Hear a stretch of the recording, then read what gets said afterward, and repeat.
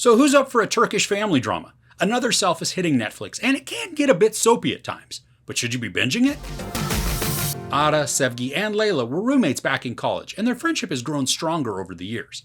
After Sevgi gets a cancer diagnosis, they embark on a journey to an oceanside town in Turkey, so Sevgi can find a man who does family constellation sessions. What they don't know yet is that this journey will change their lives by leading each of them to become acquainted with their families, ancestors, and another version of themselves. Alright, so I know I said this is a family drama, and it is, but there's also a vein of spiritualism or something semi-mystical.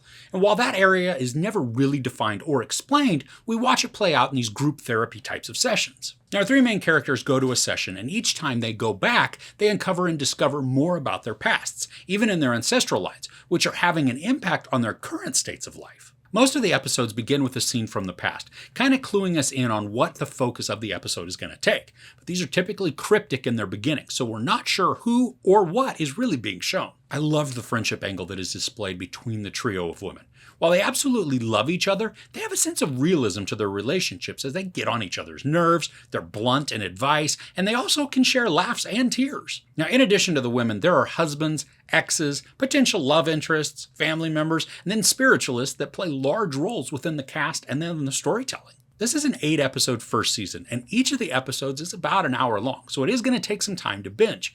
Now, I'm not sure I was drawn to all of the characters immediately, many of them needing to grow on me through the story, but I came to be very attached to each of them in different ways. Ada is strong and decisive a lot of the time, but she's also carrying a lot of hurt in her life, which then affects each of her relationships. She's mainly our narrator throughout the series as well, giving us the insight into inner thoughts and actions of our other characters. Sevgi is probably the most level-headed of the trio, but she's also the most vulnerable in certain aspects. Now, I like her dynamic within the three because she's almost like the glue between them all. Now, she speaks a lot of wisdom, but that doesn't mean that she's got all of her crap together. Her life is also full of hurts and traumas, but because of how sweet the character is, she's very easy to root for. Leyla is the most demonstrative of the group and in the most emotional upheaval, but she's still very likable throughout most of this. Now, I found her to be frustrating at times due to just her relationship status, but the words that she speaks regarding this are very insightful and carry a good amount of truth. As I had mentioned, some of this does get a bit soapy and then even melodramatic, but never so much so that it became laughable or a turnoff. Now, there are fights and overreactions within relationships, and we have people caught in love triangles or even shady dealings. But these all work to enhance my connection with the characters and the story. By the end of the first episode, I was really intrigued, especially with the family relationship angle and then the spiritualism that's introduced. We meet this character named Zaman, who leads what are called family constellation sessions. Now, they feel almost like a sort of hypnotic seance, without the candles, the chanting, or the overall creepy vibe. These group sessions involve our characters basically watching others channel their own familial pasts, and we then get to see these reenacted through flashbacks, but it's flashbacks to events our present-day characters have never experienced. I like the mysterious angle this created within the story, as it gives us small insights into our characters, but also we can piece together the collective hurts from their past that are now affecting them in the present. Towards the latter half of the series, these sessions become less of the focus for the narrative, instead choosing to spend time on the present relationship conflicts that our characters are experiencing. I love it when a story can grab hold of me and then make me want to keep watching. And I did want to keep watching.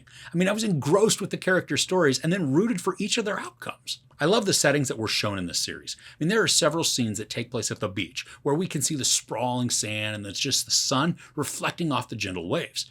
Now, these scenes are typically very serene, and then the environments, I think they complement the feelings really well. There are other scenes that take place in an olive grove, and while these are also serene, there's a desolation to them, just thanks to a large amount of dusty ground that we see. But even these provide our characters with opportunities for reflection, although they don't always take advantage. Some of the story arcs in this I think are predictable, but that's not totally disappointing.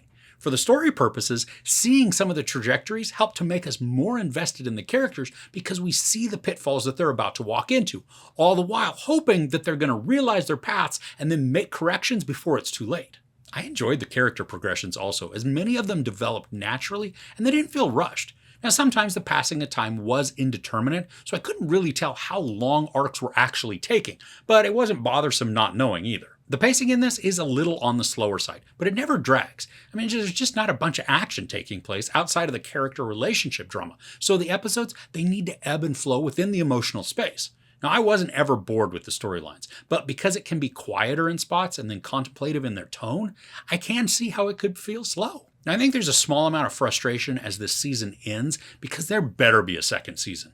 Now, while a lot of the arcs have resolutions, there are some that are newly begun or have transitioned and then gotten more complex, so they just can't leave us hanging as to their outcomes. So overall, Another Self is an engaging drama with rich characters that provide a lot of excitement within their interactions. I loved how flawed but relatable the characters are. They come across as genuine, searching for connection, peace, healing, or love. The family aspect of this is intriguing as the characters get very introspective into what familial hurts and baggage contribute to their current status. The spiritualism provides some good mystery without getting bogged down in the technicalities. And yes, I would like to know more about how it works, but the way it plays out within the story provides a great deal of depth for our characters and their development. The character growth displayed is also wonderful to watch, even though the journeys can be frustrating through the process. The settings are wonderfully captured, giving us a sense of the beauty of the location while also helping to complement the tone of the story. And while there is some melodrama that's present, I found this to be engrossing and entertaining.